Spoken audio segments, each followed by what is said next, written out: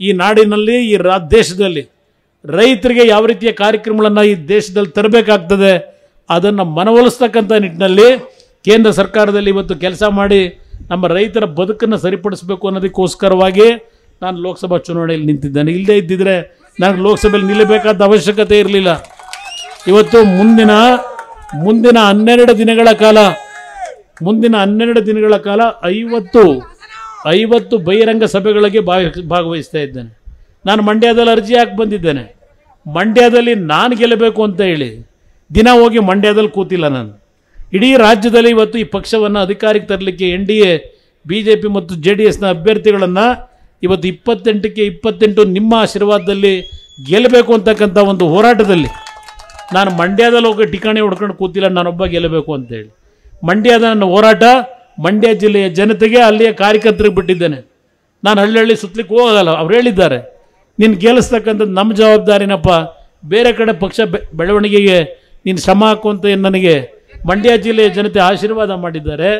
ಇವತ್ತು ಚುನಾವಣೆಗೆ ನಿಂತಿರ್ತಕ್ಕಂಥದ್ದು ಈ ದೇಶದಲ್ಲಿ ರೈತರ ಮತ್ತು ಬಡ ಕುಟುಂಬಗಳು. ನನಗೆ ಜಾತಿಯ ಪ್ರಶ್ನೆ ಇಲ್ಲ. ಇಲ್ಲಿ ಹಲವಾರು ಜನ ಕೂತಿದ್ದೀರಿ. ಇಲ್ಲಿ ಮೇಲ್ಗಡೆ ಕೂತಿದ್ದಾಗ ವೇದಿಕೆಯಲ್ಲಿ ಬಂದರು. ಕೆಲವರು ಜನ ಹೇಳಿದ್ರು ನಾವು ಕುರುಬರಣ, ನಾವು ಮಂಜಣ್ಣನ ಜೊತೆಲಿದ್ದು ಈ ಪಕ್ಷಕ್ಕೆ ದುಡಿಮೆ ಮಾಡಿದ್ದೇವೆ. ಇದನ್ನು ಬಂದು ವೇದಿಕೆ ಮೇಲೆ ಹೇಳ್ತಾರೆ. ಇವತ್ತು ನಾನು ಹೇಳ್ತೀನಿ, ನಾನು ಜಾತಿಯಿಂದ ಜನರನ್ನು ಗುರುತಿಸಿಲ್ಲ.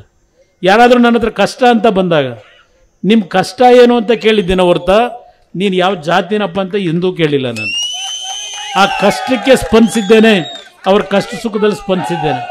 ದಯವಿಟ್ಟು ಅರಕೋಲಗೂಡಿನ ಮಹಾಜನತೆ ಈ ವೇದಿಕೆ ಮುಖಾಂತರ ರಾಮನಾಥಪುರದ ಭಾಗದಲ್ಲಿ ಸಭೆ ಏರಿದೆ.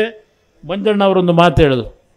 ಇವತ್ತು ಹಾಸನ ಜಿಲ್ಲೆಯಲ್ಲಿ 8 ವಿಧಾನಸಭಾ ಕ್ಷೇತ್ರದಲ್ಲಿ ಅತಿ ಹೆಚ್ಚಿನ ಬಹುಮತವನ್ನು ಪ್ರಜ್ವಲ್ ರೇವಣ್ಣ ಅವರಿಗೆ ನಾವು ಕೊಡಬೇಕು ಅಂತಕ್ಕಂಥ ಮಾತನ್ನು ಮಂಜಣ್ಣ ಈ ವೇದಿಕೆಯಲ್ಲಿ ಹೇಳಿದ್ದಾರೆ.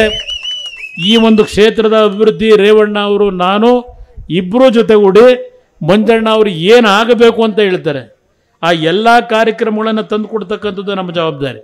ಇನ್ನು ಒಂದು ವರ್ಷದಲ್ಲಿ ನಾನು ನಿಮ್ಗೆ ಹೇಳ್ತೀನಿ, ನಿಮ್ಮ ಮುಂದೆ ಈ ರಾಜ್ಯದಲ್ಲಿ ಹಲವಾರು ಬದಲಾವಣೆಗಳು ಬರ್ತವೆ.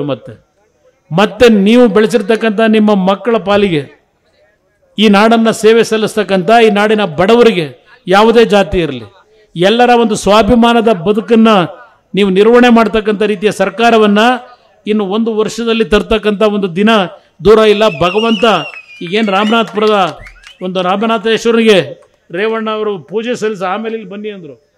ಅಲ್ಲೋಗಿ ಪೂಜೆ ಸಲ್ಲಿಸಿ ಬಂದಿದ್ದೇನೆ. ರಾಮನಾಥೇಶ್ವರ ಸ್ವಾಮಿಯ ಸನ್ನಿಧಾನದಲ್ಲಿ ಇವತ್ತೇನು ಪೂಜೆ ಮಾಡಿ ಬಂದಿದ್ದೇವೆ. ನಮ್ಮ ಬದುಕು ನಮ್ಮ ವೈಯಕ್ತಿಕ ಸ್ವಾರ್ಥಕ್ಕಲ್ಲ, ನಮಗೆ ಭಗವಂತ ಇವತ್ತು ಕೊಟ್ಟಿರ್ತಕ್ಕಂಥ ಈ ಒಂದು ಆಯಸ್ಸು ಈ ನಾಡಿನ ಪ್ರತಿ ಬಡ ಕುಟುಂಬಗಳ ನೆಮ್ಮದಿಯ ಬದುಕನ್ನು ತರಲಿಕ್ಕೆ ಈ ಆಯಸ್ಸು ನಮಗೆ ಭಗವಂತ ಕೊಟ್ಟಿದ್ದಾನೆ ಹೊರತು ನಮ್ಮ ಸ್ವಾರ್ಥಕ್ಕೆ ಅಲ್ಲ.